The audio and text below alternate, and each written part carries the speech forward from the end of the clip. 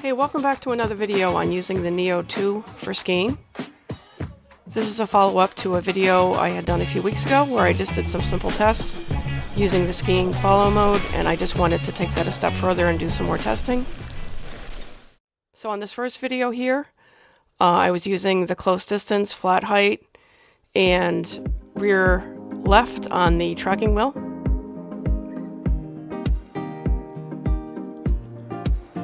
The Neo 2 was doing a great job avoiding, as you can see, trees and branches.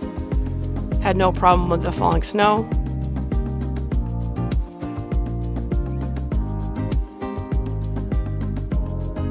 All of this footage in this video was shot on 4K 60.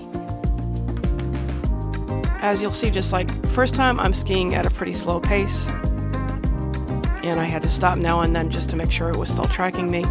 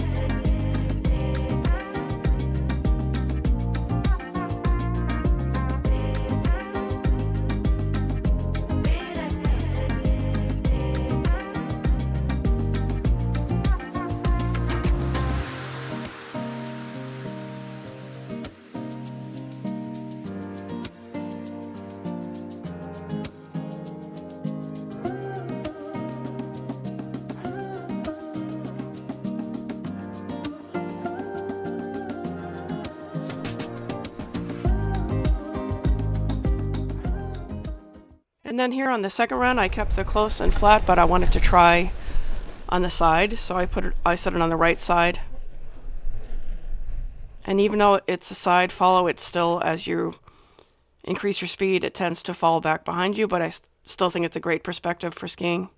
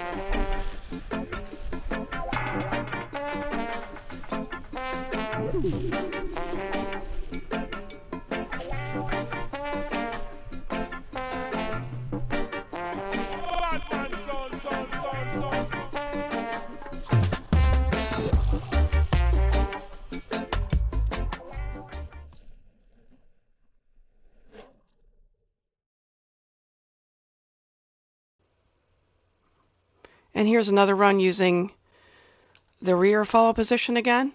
I think this is the best perspective if you're looking to get that view down the trail.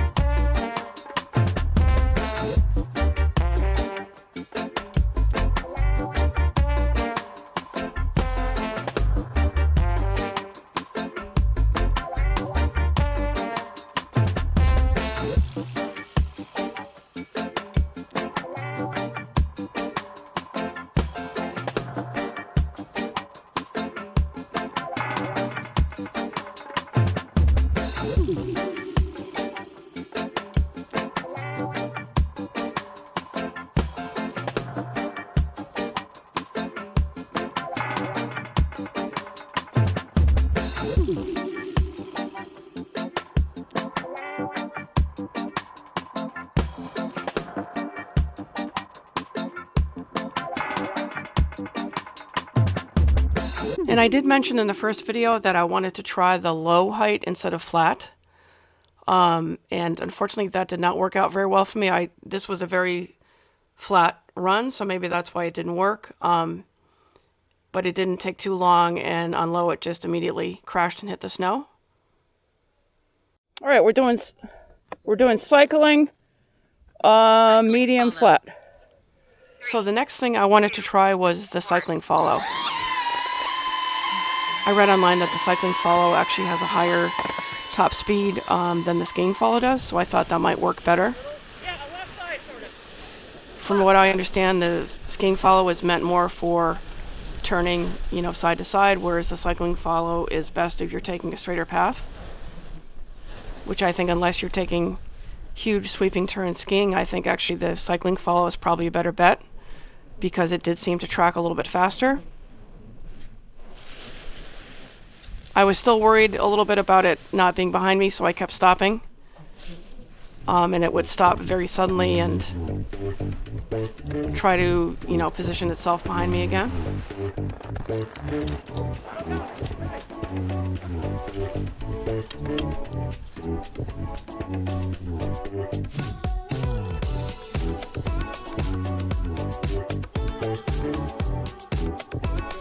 Definitely faster.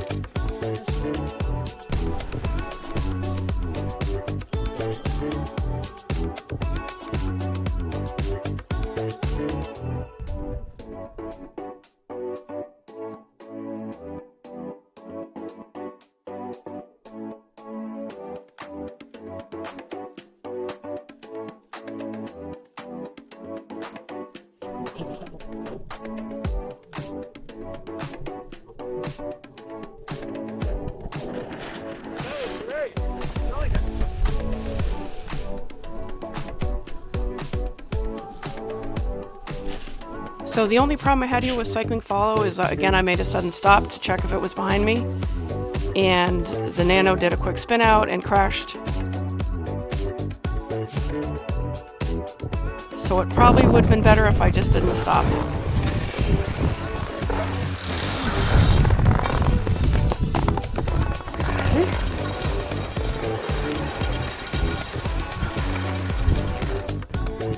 So I also wanted to test it with some ungroomed terrain.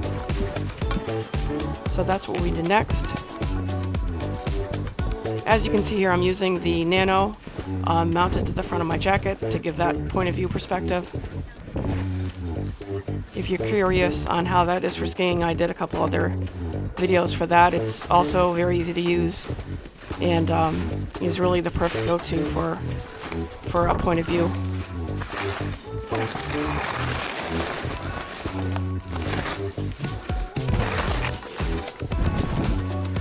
Alright, let's see what we got here. Well, not close, flat. 3, 2, 1. So I knew on this ungroomed terrain it was a little bit steeper, and I knew I'd probably be going slower, so I set it back on skiing follow.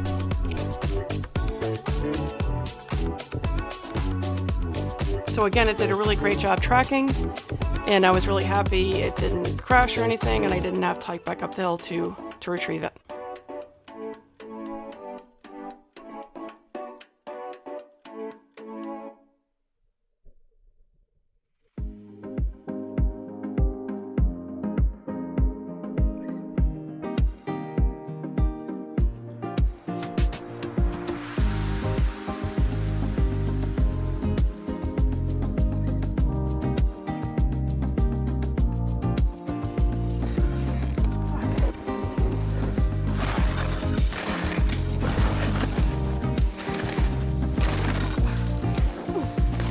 Just stopping here to do a little trail maintenance. You there?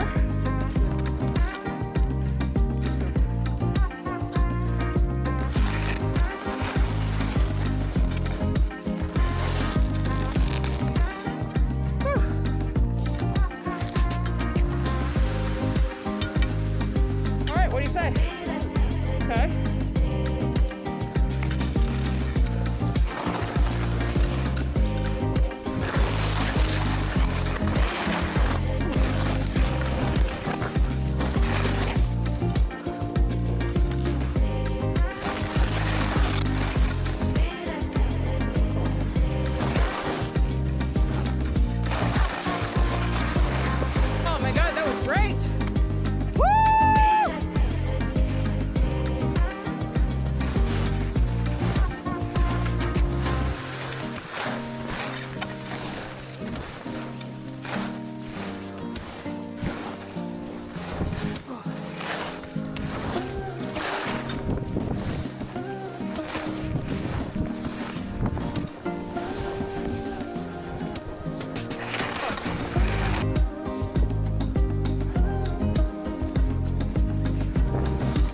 So again, I'm skiing really slow here.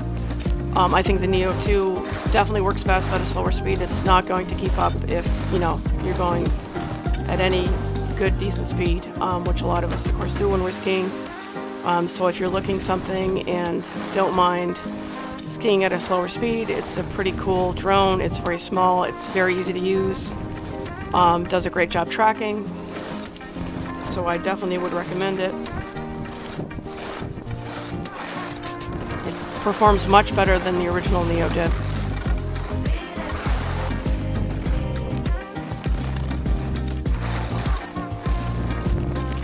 So that's going to be all for this video. I hope you found it helpful if you're considering the Neo 2.